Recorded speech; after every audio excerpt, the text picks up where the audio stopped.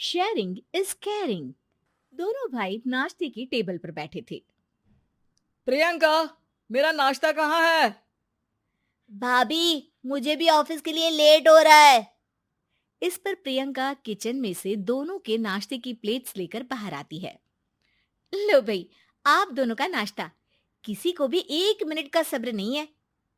ये प्रियंका का ससुराल है, जहाँ कोई औरत ना होने की वजह से शादी वाले दिन से ही घर के साथ दोनों भाइयों की जिम्मेदारियां प्रियंका संभाल लेती है।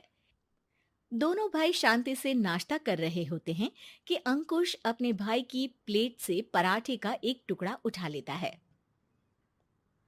आपको पता है ना, मैं खाना शेयर नहीं करता, फिर भी मेरी प्लेट में से खाना जरूरी है क्या? अरे हद हो गई है, मुझे नहीं खाना अब। अंकुर गुस्से में नाश्ता छोड़कर टेबल से उठ खड़ा होता है। अरे, ये कैसा बिहेवियर है अंकुर? एक टुकड़ा ही तो है। एक हो या आधा, मुझे भूख लगी है तो ये सिर्फ मेरा ही है। उसे भी किसी के साथ शेयर करने बैठा तो भूखा नहीं रह जाऊंगा।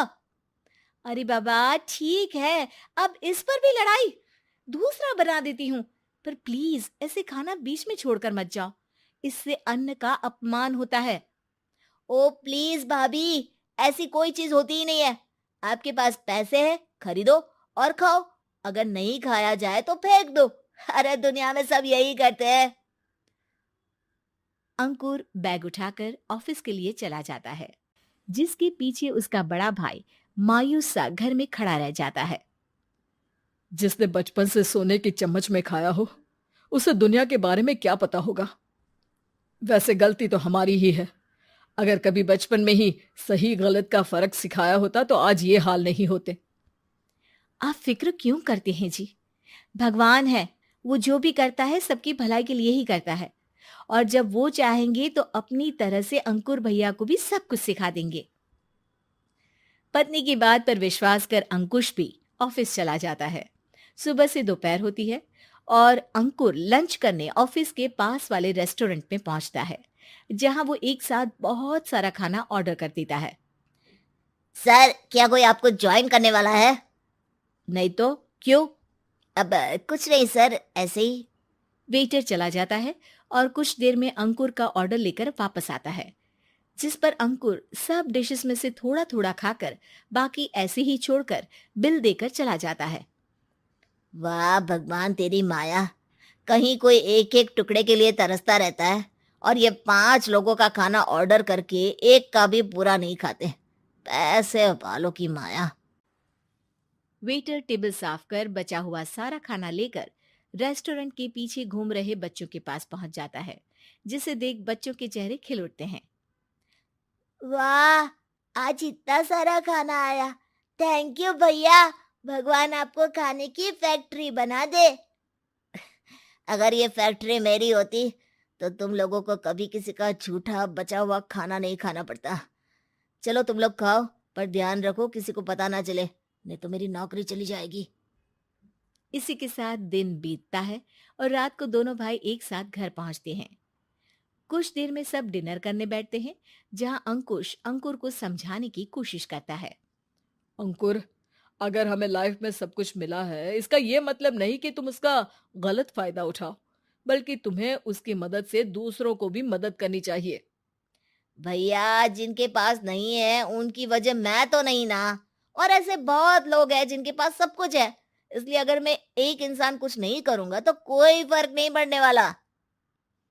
तुम्हारे भैया बस एक चीज समझाना चाहते हैं कि जिस चीज की हमारे पास कमी नहीं है, उसे बर्बाद करने से अच्छा है कि लोगों के साथ शेयर करें।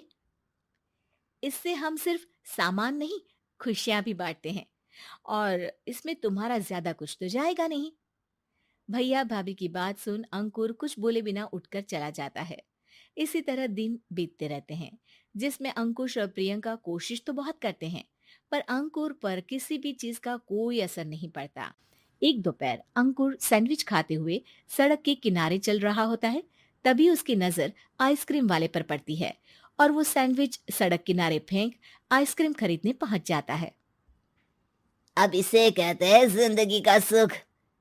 जैसे ही अंकुर आइसक्रीम लेकर पीछे मुड़ता है, तो एक आदमी को सड़क से वही सैंडविच उठाते हुए देखता है। वो आदमी बहुत कमजोर, गरीब, जैसे बहुत दिनों से खाना ना खाया हो वैसा लग रहा था। अंकुर उसके पास जाकर खड़ा हो जाता है।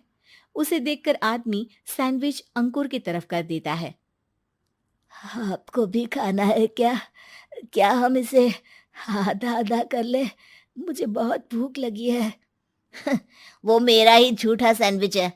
तुम दूसरा खरीद कर क्यों नहीं खा लेते? इसे क्यों खा रहे हो? अरे भैया, अगर खरीदने के पैसे होते तो 4 दिन से भूखा नहीं घूम रहा होता। हैं? क्या? तुमने 4 दिन से कुछ नहीं खाया, फिर भी इस आधे सैंडविच को मेरे साथ बांटने के लिए तैयार हो गए? क्यों? अरे भैया, पैसा नहीं है तो क्या हुआ, इंसानियत आज भी उतनी महंगी नहीं हुई, और ना ही उस पर अमीर गरीब का टैग लगा है जो हम उसे रख ना सके।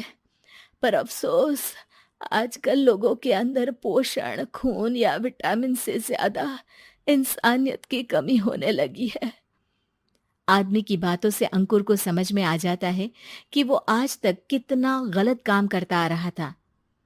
इसके बाद से वो अपनी किसी के साथ शेयर नहीं करने और खाने को बर्बाद करने वाली आदत को छोड़ देता है।